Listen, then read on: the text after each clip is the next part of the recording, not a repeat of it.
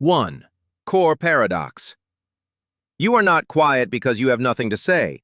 You are quiet because somewhere early in your life, speaking felt unsafe. You learned, not consciously but instinctively, that silence protected you, that staying small reduced conflict, that watching carefully mattered more than being seen. So you became observant, attuned, emotionally intelligent far beyond your years. But here is the paradox no one warned you about. The very silence that once kept you safe is now the source of your anxiety. Because even when the room is calm, even when no one is angry, even when nothing is actually wrong, your nervous system doesn't relax.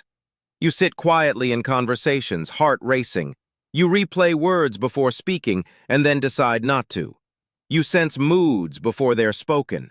You anticipate reactions before they exist. Outwardly, you appear calm. Inwardly, you are bracing. This is the quiet anxiety no one notices, not panic, not chaos, but constant internal alertness. You don't fear people, you fear disrupting emotional equilibrium. And what once protected you, now keeps you trapped inside yourself. 2. Definition and psychological authority. Quiet anxiety is not shyness, it is not introversion, and it is not weakness. It is the psychological imprint of emotional unpredictability. Let's name what actually happened. 1. Emotional neglect. Not the absence of love, but the absence of attunement. Your feelings were not mirrored, not explored, not made safe. So your nervous system adapted by becoming self-contained. You learned, I will regulate myself. I will not burden others. This wires the brain to prioritize self-monitoring over self-expression. 2. Hypervigilance. Your body learned to scan for threat, not physical danger, but emotional shifts, tone changes, facial micro-expressions, silences.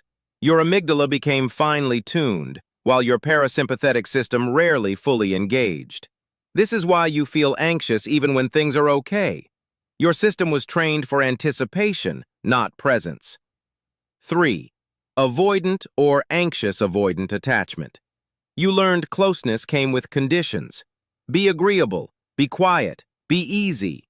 So you suppress needs to maintain connection, but feel anxious because connection never feels secure. 4. The default mode network. This is the brain system associated with self-referential thinking. In quiet, anxious individuals, it becomes overactive.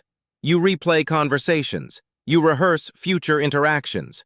You analyze yourself relentlessly.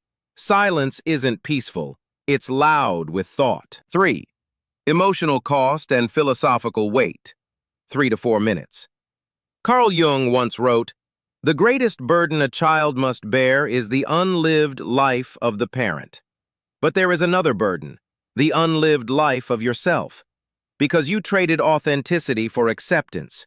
You learned to be the easy one, the listener, the emotionally mature one. But maturity came too early, and innocence left too soon. You fear judgment, not because you are fragile, but because judgment once meant emotional withdrawal. You fear rest, because vigilance became your identity. Stillness feels dangerous when your worth came from awareness." Rainer Maria Rilke wrote of living the questions. But you were forced to live the tension, always sensing, always adapting, always holding back. This creates what philosophers call invisible grief. Not grief for what happened, but grief for what never had space to exist. Your voice, your spontaneity, your unfiltered presence. Seneca warned that anxiety is suffering before it's necessary. But for you, anxiety was once necessary. The tragedy is not that you became quiet, it's that you forgot it was ever a choice. 4. Adult patterns and unlearning. 4 to 5 minutes. These children become adults who appear composed, but feel exhausted. You might recognize yourself in these patterns. 1. Relationships. You struggle to express needs until resentment builds. You attract emotionally unavailable partners because distance feels familiar. 2. Career. You overperform quietly, undersell yourself, Fear visibility more than failure. 3. Boundaries. You say it's fine when it's not. You confuse tolerance with strength. 4. Emotional regulation. You suppress emotion until it leaks as anxiety. Your body holds what your voice never released. 5. Self-worth. You feel valuable for what you manage, not for who you are. 6. Identity.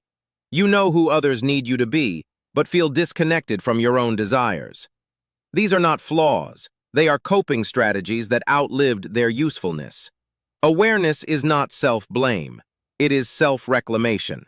Unlearning begins when you realize you are no longer in the environment that required silence. 5. Healing and closing. 3 to 4 minutes. Healing does not mean becoming louder. It means becoming truer. Inner child work. Not to relive pain, but to restore permission. Permission to speak, to pause, to need. Shadow work. Integrating the parts of you that were deemed too much or inconvenient. Nervous system regulation. Safety is not intellectual. It is physiological. Breath work. Somatic awareness. Slowness. Softness is not weakness. It is de-escalation of survival. Remember this. You don't heal by becoming someone new. You heal by allowing yourself to be who you always were. You were never broken. You were adaptive. And now, you are allowed to rest. The goal is not to be fixed, but to become whole. If this resonated like the video, share it with someone who lives quietly inside themselves, and subscribe, because this is where healing meets understanding.